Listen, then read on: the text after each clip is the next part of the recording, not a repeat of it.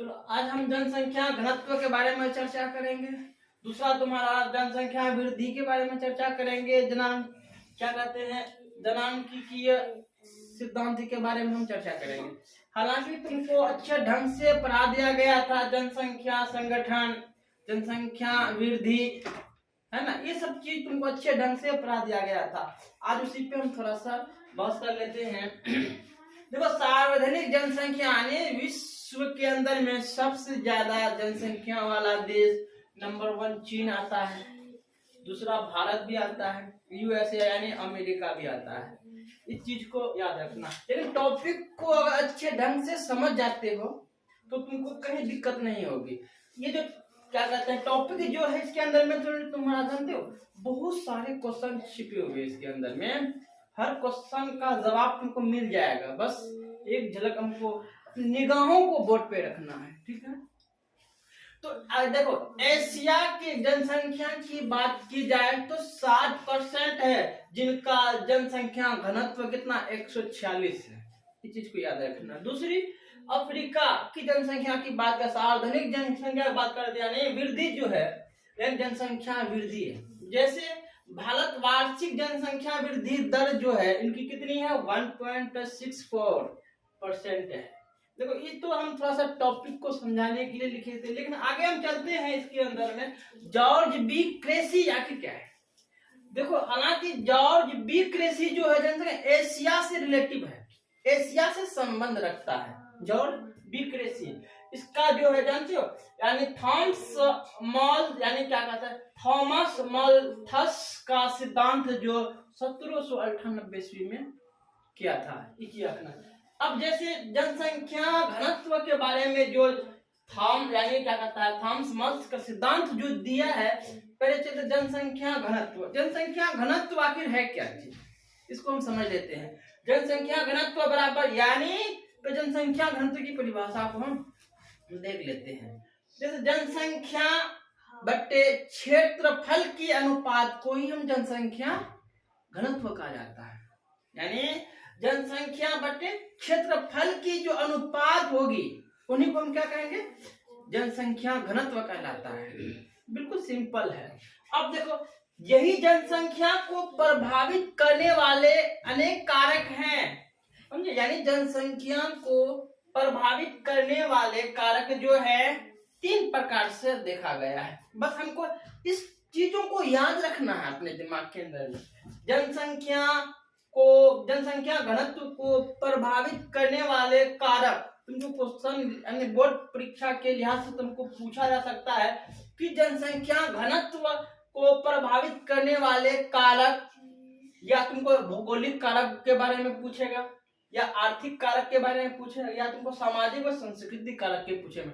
ये चीज तुमको पूछा जाएगा तो जानेंगे। यानी जनसंख्या घनत्व को प्रभावित करने वाले कारक निम्नलिखित है: भौगोलिक कारक, आर्थिक कारक और सामाजिक व सांस्कृतिक कारक। लेकिन हम जानेंगे भौगोलिक कारक है, 1 नंबर में भौगोलिक कारक है जो इसके अंदर में 3 चीज आते हैं: जल की उपलब्धता, दूसरी भू आकृति, तीसरा जलवायु, चौथा मृदा। यानी भौगोलिक कारक यानी जनसंख्या घनत्व प्रभावित करने वाले, यानी जनसंख्या घनत्व को प्रभावित करने वाले भौगोलिक कारक को हमको बताना है, चर्चा करें। तो पूछेंगे जल की उपलब्धता, क्योंकि पर्याप्त जल ही जीवन है, जल ही जीवन है। लोग वहां रहना पसंद करते हैं जहां पानी की सुविधा हो। लोग अगर वहां रहना पसंद करते जहां पानी की सुविधा, क्योंकि जल ही जीवन है, जल नहीं तो इंसान नहीं होगा। तो दूसरी है भू आकृति। अब मानव यानी लोग वहां पे निवास करना चाहते हैं जहां की जमीन समतल है, एक समान है। जहां उबड़ खाबड़ है वहां रहना लोग पसंद नहीं करते हैं। यानी भू आकृति जो है लोग वहां रहना पसंद करते हैं। लिखना पड़ेगा जल की उपलब्धता क्या है, क्योंकि जल ही जीवन है। लोग वहां निवास करते हैं जहां जल की उपलब्धता है, जल की आवश्यकता है। दूसरी लिखेंगे भू आकृति देकर देश लिखेंगे। भू आकृति जो है यानी लोग वहां रहना पसंद करते हैं जहां की जमीन समतल है, जहां की जमीन समतल है, जहां की भूमि बराबर है, उबड़ खाबड़ नहीं है। तीसरी जलवायु है ना, चौथा मृदा। अब लोग उस जगह रहना भी पसंद करते हैं जहाँ की मिट्टी अच्छी हो, जहाँ की मिट्टी अच्छी हो, ताकि लोग उपजाऊ कर सके या खेती कर सके, यानी भौगोलिक कारक के अंदर में आते हैं। दूसरी कारक है आर्थिक कारक। आर्थिक कारक क्या है? खनिज, नगरीकरण एवं उद्योगीकरण। ये 3 चीजों पे हमको बहस करना है। यानी आर्थिक कारक के अंदर में खनिज, नगरीकरण, औद्योगिकरण। अब देख लो, जब तक कोई भी लोग उस जगह रहना पसंद करते हैं जहां औद्योगिकरण है, यानी उद्योग लगा हुआ है, क्योंकि वहां की जनसंख्या यानी वहां की पॉपुलेशन क्या हो जाएगी? बढ़ेगी।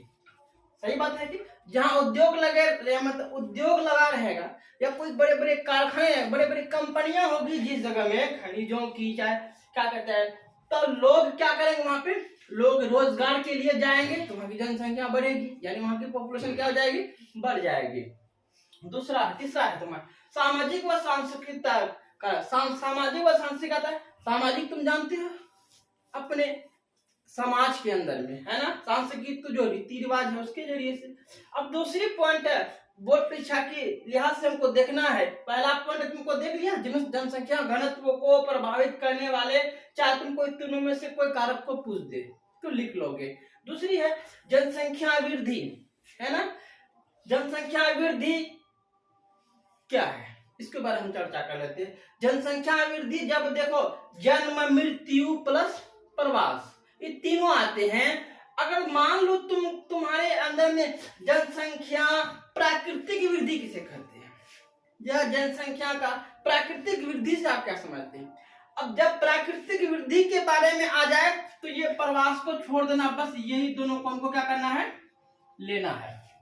बस दो जन्म को लेना और मृत्यु को लेना। प्राकृतिक वृद्धि के बारे में पूछा जाए तो जनसंख्या प्राकृतिक वृद्धि यानी जन्म दर और मृत्यु दर जैसे हो तो उसको प्राकृतिक जनसंख्या प्राकृतिक वृद्धि कहते हैं। अगर सिर्फ जनसंख्या वृद्धि के बारे में पूछा जाए तो साथ में प्रवास भी आ जाएंगे।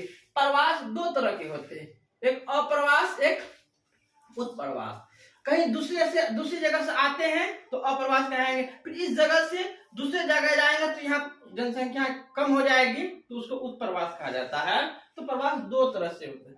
अब देखो, अशोधित जन्म दर जो है, जानते हो ये किसी, यानी अशोधित जन्म दर किसे कहा जाता है?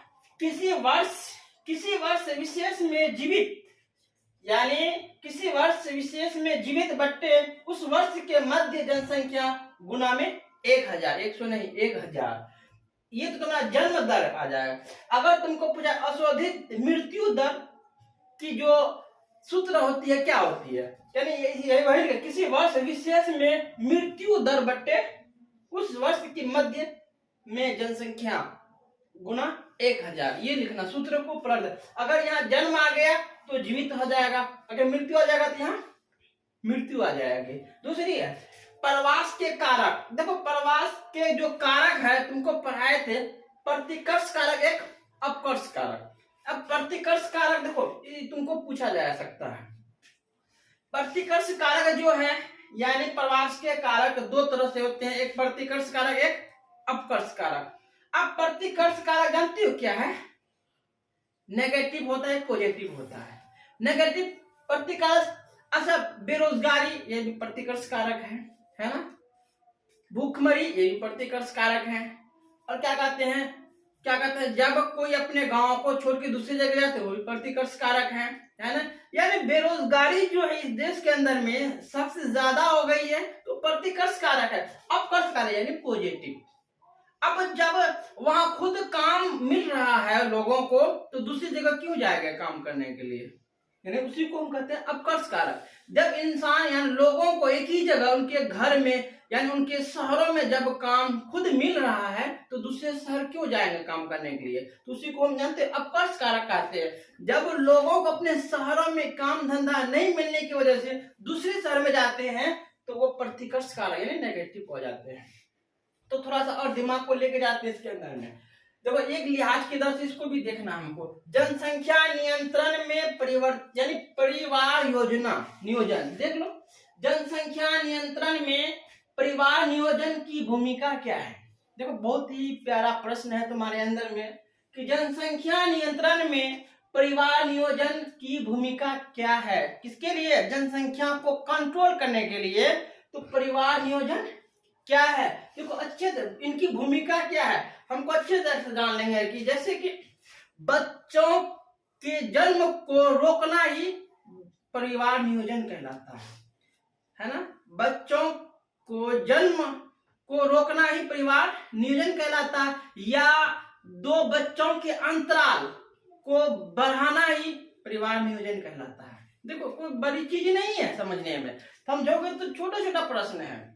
यानी परिवार नियोजन से आप क्या समझते हैं, तो यानी कहते हैं बच्चों को जन्म से रोकना ही परिवार नियोजन कहलाता है, या दो बच्चों के अंतराल को बढ़ाना ही परिवार नियोजन कहलाता है। साथ में ये तो तुम हो गया। अब जनांकीय संक्रमण सिद्धांत जिनका प्रतिपादन F.W. नोटेस्टिन ने किया था, यानी जनांकीय संक्रमक सिद्धांत को जो प्रतिपादन किया F.W. क्या कहते हैं नोटेस्टिन ने किया था, इनके सिद्धांत का प्रतिपादन किया था। लेकिन पहले हम जानते हैं जनसंख्या नियंत्रण यानी क्या कहते हैं जनांकीय संक्रमण का जानते हो, ये क्या, किसी क्षेत्र का वर्णन करना। जनांकीय जो है इनकी जो सिद्धांत है किसी क्षेत्र का क्या करना, हमको वर्णन करना। अब देखो किसी भी क्षेत्र का जब हम वर्णन करने लगेंगे तो वही जनांकीय कहलाएगा। तो जैसे हम जान लेते हैं ग्रामीण, खेतीहर और शिक्षित। अब देख लो, अब इनका जो हम वर्णन करते हैं एक गांव के अंदर में देखा जाए तो लोग ग्रामीण है, गांव में रहने वाले इंसान ग्रामीण है, जबकि वो क्या किसी से रिलेटिव होता है खेतीहर से। जब खेतीहर से लिखे तो वो क्या अशिक्षित हो जाएगा, मतलब पढ़ा लिखा नहीं होगा। अब वही चीज उनका सिद्धांत दूसरी नगरीय, जो नगरीय क्या है औद्योगिक मतलब नगर के अंदर में उद्योग लगाए हुए, उद्योग हैं, कंपनियां हैं और वहां के लोग क्या है शिक्षित हैं, मतलब पढ़े लिखे हैं, एजुकेट आदमी है, पढ़े लिखे हैं, समझे। गांव के लोग अशिक्षित हैं, पढ़े लिखे नहीं हैं। अब जब देखो अब इनकी सिद्धांत की बात की जाए, जानते अब गांव के अंदर में देखा गया है उच्च जन्म। चूंकि उच्च जन्म क्यों होता है, क्योंकि लोग अशिक्षित हैं, पढ़े लिखे नहीं है, तो पॉपुलेशन जो है क्या होगी वहां की बढ़ेगी। अब जब बढ़ेगी तो उच्च मृत्यु, उतना भी मृत्यु भी होगा उसका, क्योंकि वहां के जानने की क्षमता नहीं, कैसा लोग हैं अशिक्षित है, पढ़े लिखे इंसान नहीं है, तो वो क्या है उच्च जन्म, यानी क्या उच्च जन्म जनसंख्या को बढ़ाते हैं। जैसे कभी कभी देखते हो, जानते हो कोई एक इंसान ने 2-3 शादी कर लेते हैं, उससे औलाद होता है, जनसंख्या क्या हो जाएगी बढ़ जाएगी, क्योंकि उनकी सोच कम है, पढ़े लिखे इंसान नहीं है। तो जब जनसंख्या बढ़ेगी तो मृत्यु भी बढ़ेगी। जबकि अगर नगरीय के अंदर में देखा जाए, क्योंकि नगरीय के अंदर में लोग पढ़े लिखे हैं, शिक्षित व्यक्ति हैं, साफ मतलब पढ़े लिखे हैं, तो यहाँ निम्न जन्म होगा, जन्म को कंट्रोल, क्योंकि ये क्या कहते हैं परिवार नियोजन को जानता है। ये जो है शहर के लोग जो है, नगर के लोग जो है शिक्षित है, परिवार नियोजन को जानता है, तो वो क्या है निम्न जन्म मतलब यानी ऐसे जन्म है, जनसंख्या है जो कि कंट्रोल के हिसाब से है। दूसरी क्या है निम्न मृत्यु, जब निम्न जनसंख्या होगा तब कम भी मृत्यु होगी, क्योंकि यहाँ के लोग पढ़े लिखे हैं। क्योंकि यहाँ देखो शहर इसलिए ज्यादा जन्म है, परिवार नियोजन जो होता है उसके जरिए से कंट्रोल होता है। दूसरी की शहरों के अंदर में हॉस्पिटल सब है, वहाँ इंसानों की तुरंत यानी कोई भी जैसे इमरजेंसी चले जाएगी, बीमारी है, बहुत तरह की बात है उनको, जबकि डॉक्टर सही समय पर उनको मिल जाएगा क्योंकि नजदीक है, हॉस्पिटल की सुविधा होती है शहरों के अंदर में। तो ये इसीलिए निम्न जन्म भी होगी, दूसरा मृत्यु भी वहां कम होगी। अगर तीसरी सिद्धांत को हम जानते हो उच्च जन्म। अब बीच में देखो होता क्या, बीच में उच्च जन्म, ऊंचा तो जन्म होगा, जनसंख्या तो तेज होगा, बढ़ते जाएगा, लेकिन घटती हुई मृत्यु क्योंकि वो बीच में कंट्रोल होता है, क्योंकि वहाँ हॉस्पिटल उतना, वहां पे क्या होता है हॉस्पिटल बन ही रहा है।